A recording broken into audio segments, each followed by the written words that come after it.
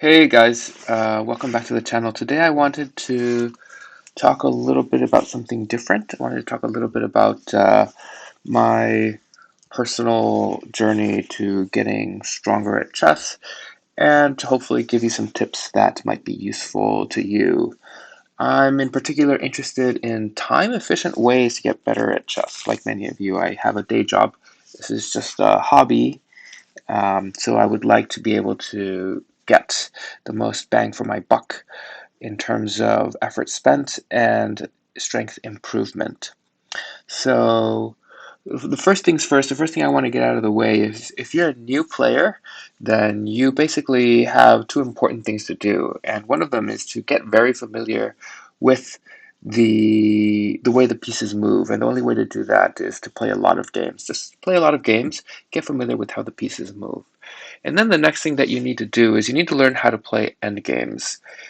Very simple endgames. So I'm talking queen and pawn, rook and pawn, queen, king and queen,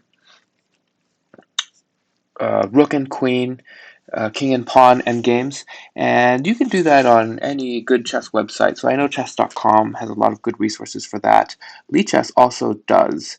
So if you come to Lichess under learn and practice, there's some basic checkmate patterns, which I also recommend. But there's sort of basic endgames. You want to do basically pawn endgames, rook endgames. I would say rook endgames are already quite advanced, but I would say do the basic suite of this training program that Lichess has, and I think chess.com also has their own basic suite. So do those. And once you've gotten those out of the way, I would recommend focusing on tactics. And let me tell you why I recommend that. The reason I recommend that is because that's what has worked for me. So the way to practice tactics is to do a lot of puzzles. Chess.com has a lot of puzzles. Lichess has a lot of puzzles. There's just a lot of free puzzles all over the internet, and it's very easy to get a tight feedback loop where you spend some time solving a puzzle and then you get immediate feedback whether you got the right answer or not. And so I wanted to show you these stats that I have from when I started seriously doing puzzles. So starting in July 2018, I was just kind of a hobby player. I was around 1500, just like basically your average Lichess player. And then starting during COVID quarantine, I, like many people, suddenly became a little bit more serious about chess. And the way that I did that is actually I started playing a lot of puzzles on Lichess. I would set a timer for 3 minutes and 30 seconds. A lot of people say that you should spend basically infinite time on a puzzle. Just sit with it until you solve it. I disagree with that. And the reason I disagree with that is because you will just get discouraged, basically. You'll be stuck on a puzzle, you'll get discouraged, and you're just not going to do it anymore. So I like to set a timer.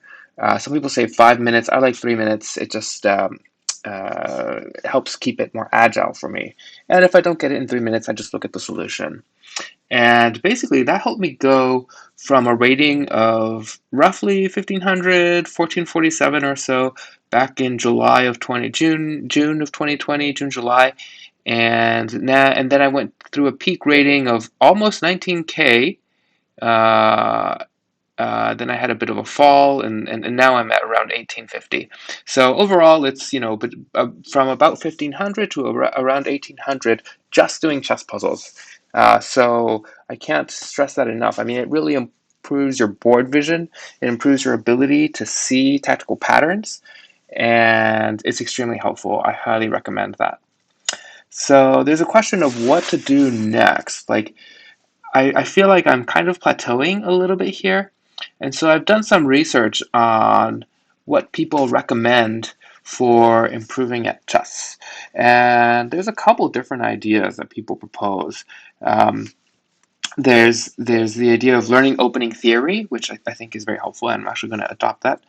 There's there's a story about somebody who wanted to improve at chess, and they asked an IM how to improve, and the international master gave him a puzzle book and told him, just like, take this with you everywhere you go, read every puzzle, and solve every puzzle, and keep doing that until you're able to know the solution of a puzzle just by looking at it.